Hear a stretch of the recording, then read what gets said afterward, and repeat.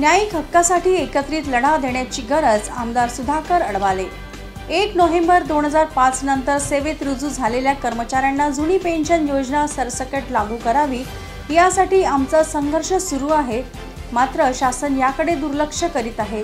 शासनाने निवडणुकीच्या तोंडावर राज्यातील लाडक्या बहिणींसाठी 46,000 कोटींची तरतूद करून त्यांना लाभ दिला, पण उद्याचे भविष्य घडविणारे आमचे राज्यातील शिक्षक शिक्षकेतर कर्मचारी हे टप्पावार अनुदान मंजूर करण्यासाठी फक्त 926 कोटींची तरतूद मागते आहे।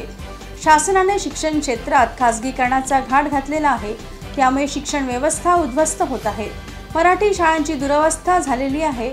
शिक्षक शिक्षकेतर कर्मचाऱ्यांनी न्यायिक हक्कासाठी एकत्रित येऊन लढा देणे आज काळाची गरज आहे, असे प्रतिपादन विदर्भ माध्यमिक शिक्षक संघाचे सरकार्यवाह तथा आमदार सुधाकर अडबाले यांनी केले।